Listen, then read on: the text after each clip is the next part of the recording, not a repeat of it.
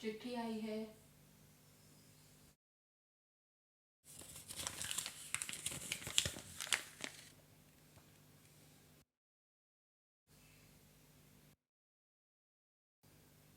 प्यारे लल्ला, जोग लिखी ठाकुर जी तुमको नेकी दे, जीते रहो, तुमको हमारा आशीर्वाद पहुँचे। पहचाना? अरे हम हैं प्रभा, तुम्हारे घर के पीछे की तरफ रहते थे हम। हमारे घर में छोटा सा मंदिर था।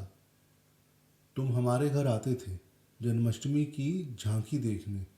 अब पहचाने? 30 साल पहले वहाँ से हम यहाँ आ गए थे, तब से यहीं हैं। कुछ दिन हुए जब वहाँ गए रहे, सोचा था कि एक बार हो आए, सबसे मिल आए, फिर कभी ज़िंदगी में जाना हो न हो।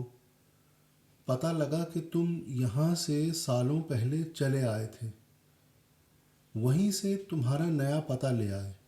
अब हमको तो चिट्ठी लिखना ही आता है बस, और कुछ नहीं। सो वही कर रहे हैं। तुम्हारी अम्मा जी के बारे में मालूम हुआ, सुनकर बहुत अफसोस हुआ। हम तो हफ्ते में 3 दिन दोपहर उन्हीं के पास जा बैठते थे, उनसे सुख दुख की कहते थे और सुनते थे। तुम तो तब छोटे ही थे, स्कूल में पढ़ते थे। हमको प्रभा दीदी कहते फिरते थे। हमसे कोई 10 बरस छोटे तो होगे तुम। तुमको देखने मिलने का बहुत मन था लल्ला। याद है एक बार तुमने हमसे पूछा था ना कि दीदी आप इतनी बड़ी हो गई हो, आपकी शादी क्यों नहीं हुई? तब तो कुछ नहीं कह सके थे हम, मगर आज तुम्हारे सवाल का जवाब ज़रूर देंगे। तुमको मालूम होगा कि हम 4 भाइयों की इकलौती बहन हैं। 3 हमसे बड़े और एक छोटा है। बड़े भैया की जब शादी भई तब हम कोई 13 या 14 बरस के रहे होंगे। फिर मझले भैया की शादी हुई, तब हम 18 के थे। हमने अम्मा से कहा कि हमारी शादी कब होगी, और ये हमेशा घर में जब भी कोई खुशी का काम होता है, तुम हमें पीछे वाले कमरे में बंद क्यों रखती हो? माँ ने झल्ला के कहा, चुप रह, तेरी शादी नहीं होगी, तू विधवा है, इसलिए हर मंगल कार्य में तुझको दूर रखना पड़ता है ताकि तेरी मनहूस छाया किसी पर न पड़े। मेरी शादी हो गई और मैं विधवा भी हो गई, और मुझे पता भी नहीं। अजीब बात है ना? नहीं भैया, ये इतना भी अजीब नहीं है, ये होता था। बच्ची की शादी कर दी, बाद में जब लड़की ठीक ठाक बड़ी हो गई तो गौना करवा दिया, चली गई ससुराल। मगर जो कहीं गौने से पहले ही लड़के की मौत हो गई तो लड़की विधवा। हाँ, लड़कों पर यह नियम लागू नहीं होता, उनकी तो फौरन दूसरी शादी हो जाती। हम तो भैया ये सुनकर सन्न रह गए, मगर कर तो कुछ नहीं सकते थे। छोटे भैया की शादी भी हो गई, सबके बच्चे भी होते रहे।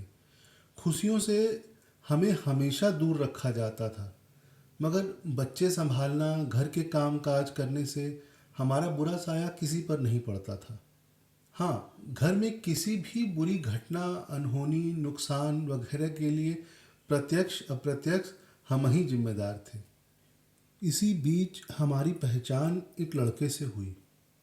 वो हमारी मझली भाभी की भाभी का भाई था। वो कभी कभार यहाँ आता था। वो दकियानूसी ख्याल का नहीं था, पढ़ा लिखा भी था, बम्बई में नौकरी करता था। 5वीं तक तो हम भी पढ़े थे। उसने हमसे कहा कि प्रभा, तुम चाहो तो हम शादी कर सकते हैं। मैं तुम्हें पसंद करता हूँ। मेरी माँ नहीं है, बस बाबूजी हैं। वो गांव में रहते हैं। मैं शादी करके तुम्हें सीधे बम्बई ले जाऊंगा। धीरे धीरे बाबूजी भी मान जाएंगे। सच कहें लल्ला, तो हमें विश्वास ही नहीं हुआ। ऐसे लड़के हमने तो कभी देखे नहीं थे। हमने मना कर दी, मगर उसने हार नहीं मानी। वो चिट्ठी लिखता रहा। पता उन किरिस्तान आंटी का होता। चिट्ठी आती तो वो इशारा करती और हम सब की नज़र बचा के जाते और चिट्ठी पढ़ के वहीं फाड़ देते। एक बार हमारा मन डोल गया। हमने उसे लिखा कि ठीक है, आ जाओ, हम शादी करके तुम्हारे साथ चलेंगे। वो आया भी, मगर भैया हम पता नहीं क्यों हिम्मत नहीं कर पाए। क्योंकि अगर हम ये कदम उठा लेते तो बड़े भैया की बेटी की शादी नहीं हो पाती। सो हमने उसे मना कर दिया। दिल टूट गया बेचारे का। हम समझ सकते हैं कि उस पर क्या गुजरी होगी। उसके बाद हम वहाँ रहना नहीं चाहते थे। हमने सबसे कह दिया कि हम साध्वी बनकर बाकी ज़िंदगी गुजारेंगे। हम जानते थे कि हमारे इस निर्णय से सब अंदर ही अंदर खुश थे। वैसे ऊपर से भी कोई दुखी दिख तो नहीं रहा था। बस हम यहाँ आ गए और संन्यास ले लिया। उम्र तब हमारी ज़्यादा नहीं थी, यही कोई 30 के रहे होंगे। शुरू में तो खाने पीने के भी लाले थे, मगर धीरे धीरे सब ठीक होने लगा। अब सब कुछ तुमसे नहीं कह पाएंगे, बाकी तुम आपे समझदार हो। अब अपना आश्रम है। ठाकुर जी की कृपा से किसी चीज़ की कोई कमी नहीं।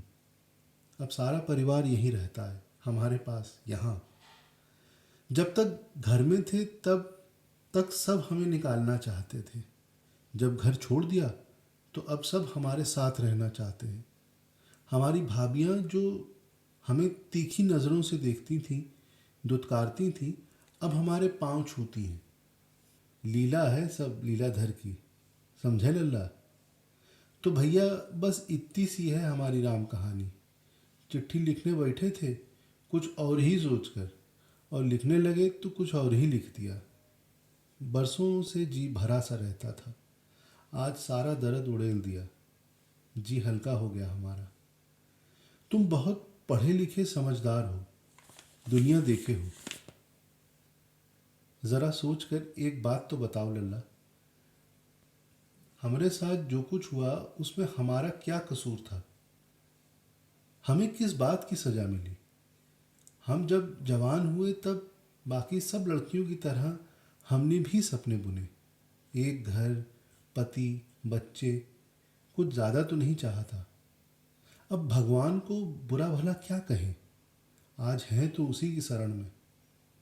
हमारे साथ जो कुछ हुआ उसके लिए भगवान जिम्मेदार है, या हमारा परिवार, या हमारा समाज, या हम खुद हैं इस सब के लिए जिम्मेदार? सबको ठुकरा के हम अपनी ज़िंदगी देखते जैसा बाकी सब ने किया तो क्या अच्छा ना होता? मगर हमसे हुआ नहीं भैया। तुम्हारे सामने जी खोल के बहुत कुछ कह दिया, कुछ नहीं भी कहा।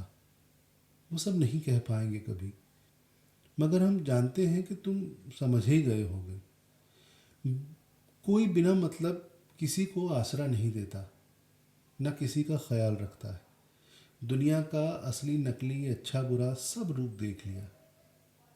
60 के ऊपर पहुंच गए हैं। यूं जीने को चाहे 100 बरस जी लें और कहो कि कल ही ठाकुर जी का बुलावा आ जाए। कभी यहाँ आना तो मिल के जाना। बहुत जी है हमारा तुमसे मिलने को। बड़ी सड़क पर किसी से साध्वी जी का पता पूछ लोगे तो हमारे डेरे पर पहुंचा जाएगा। बाकी खुश रहो भैया, हमारा ढेरों आशीर्वाद है तुमको। तुम्हारी प्रभा दीदी। जय राधे कृष्ण।